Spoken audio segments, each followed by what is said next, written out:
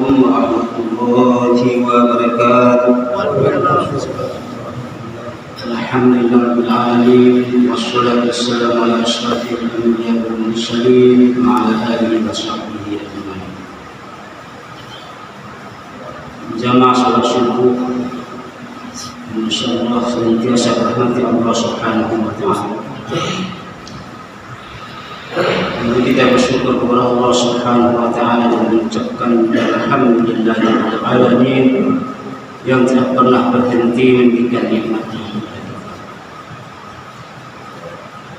Salam dan salam semoga senantiasa tercurahkan kepada baginda Rasulullah sallallahu alaihi wasallam. Mengucapkan Allahumma salli ala sayyidina Muhammad wa ala ali sayyidina Muhammad. Semoga kita termasuk di antara umat beliau mendapatkan syafaatnya nanti di hari kiamat. Hadirin jamaah salat subuh yang dirahmati Allah Subhanahu wa taala. Di antara amal yang mulia yang merupakan amalan hati atau qalb yang sering manusia lupa melakukannya adalah bertafakkur dan bertadabbur. Pengertian tafakkur menurut bahasa adalah ta'ammul, memperhatikan, an-nazru, mengkaji, meneliti. Sedangkan pengertian tafakkur menurut bahasa sebagaimana disampaikan oleh ulama adalah pengembaraan akal, penjelajahan akal dalam perjalanannya untuk memperoleh ilmu yang bermanfaat.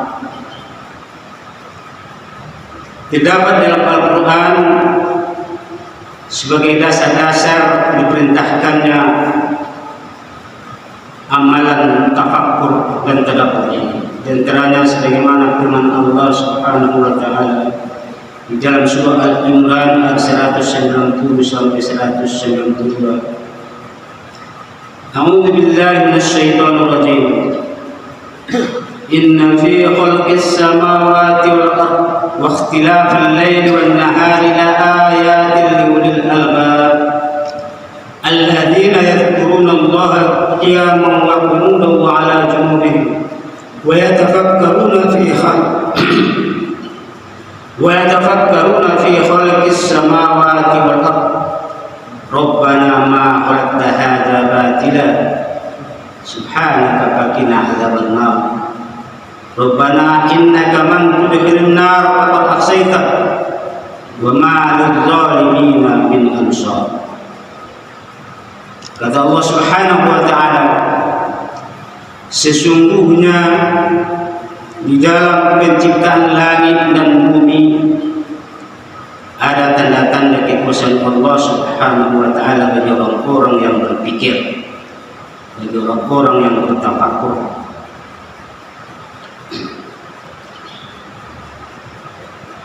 Inna fi khalqis samawati wal ardi ayatin lil albab, yaitu tanda-tanda bagi orang berpikir, mereka yang ingat kepada Allah pada waktu berdiri, pada waktu duduk, pada waktu berbaring,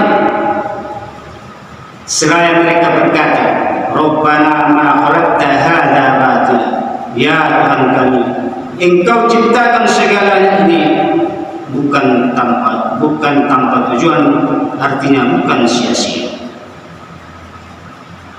Hadirin jamaah salat subuh rahmati Allah Subhanahu wa taala. Dalam suatu hadis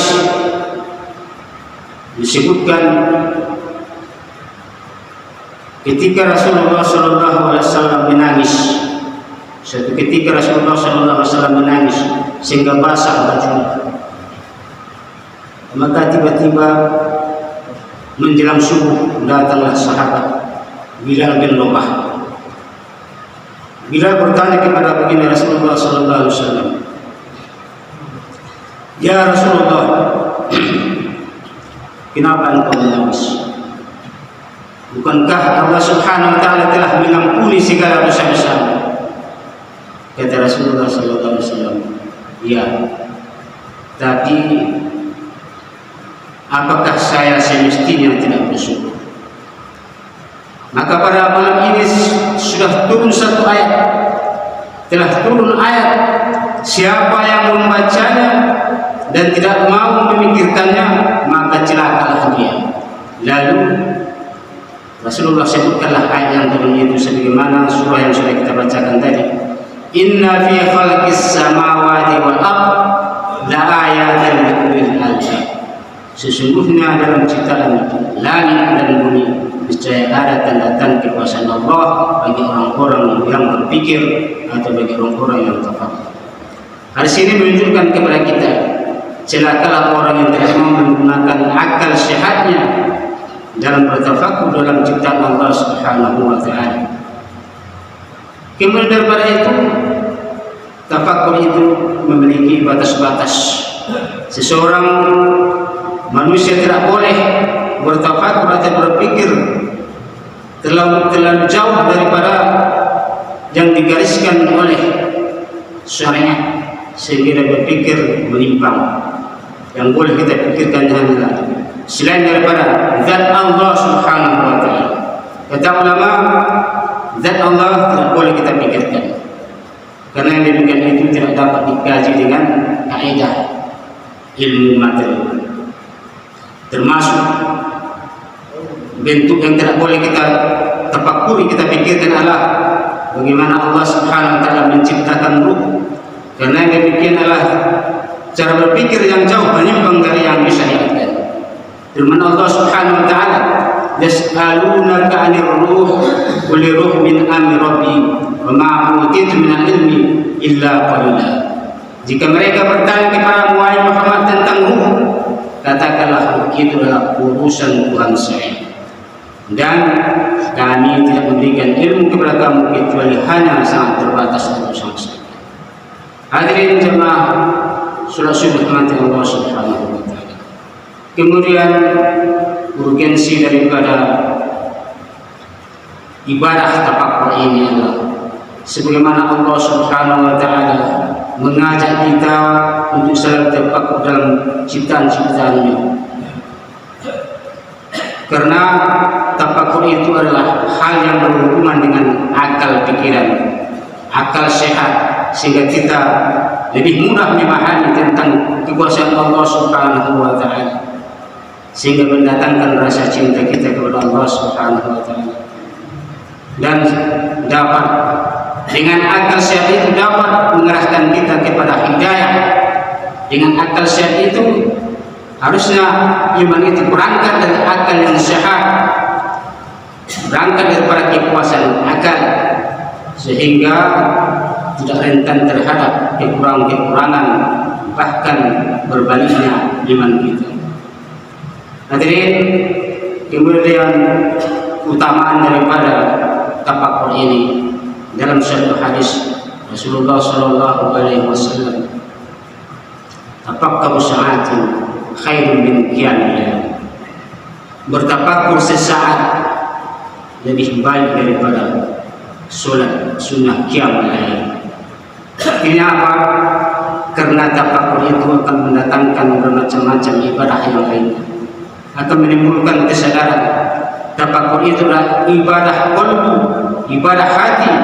Sedangkan hati itu lebih mulia daripada jasad kita, dari tubuh. Sedangkan ibadah-ibadah tubuh kita itu adalah didorong karena hati kita. Begitu mulianya hati daripada selain hati itu manusia itu. Dalam satu hadis Rasulullah SAW bersabda, "Rakaatani muktasirani khairun afdalu min qiyamil lail bila qaul." Salat 2 rakaat yang ringkas tetapi dilakukan dengan tafakkur adalah lebih baik daripada salat malam tetapi bila qalbi, artinya dengan hati yang lain. Hadirin, semoga dengan ibadah qalbu, dengan ibadah yang mulia yaitu tafakur ini dapat membuahkan bagi kita untuk menambah keseriusan kita dalam beribadah kepada Allah Subhanahu wa taala. Karena orang yang tafakur, senantiasa tafakur kepada Allah Subhanahu wa taala akan mendatangkan rasa cinta, mendatangkan ma'rifah, sehingga setiap kali dia berpikir tentang kemuliaan dan keabadian, kebahagiaan akhirat itu, dan kehinaan dan kesenaan dunia itu, maka setiap kali dia tafakur dengan singkatnya waktu, maka muncullah keseriusan dan kesungguhan untuk beramal kepada Allah Subhanahu wa taala. Semoga dengan penyampaian yang ringkas ini dalam waktu yang singkat ini dapat memberikan manfaat kepada kita. Semua kita senantiasa atau termasuk dari para hambanya yang senantiasa bertafakur terhadap segala sesuatu yang diciptakan Allah Subhanahu wa taala. Subhanallah walhamdulillah, asyhadu an la ilaha illa anta, astaghfiruka wa atubu ilaik. Wallahu muwaffiq ila aqwamit thoriq. Assalamualaikum warahmatullahi wabarakatuh.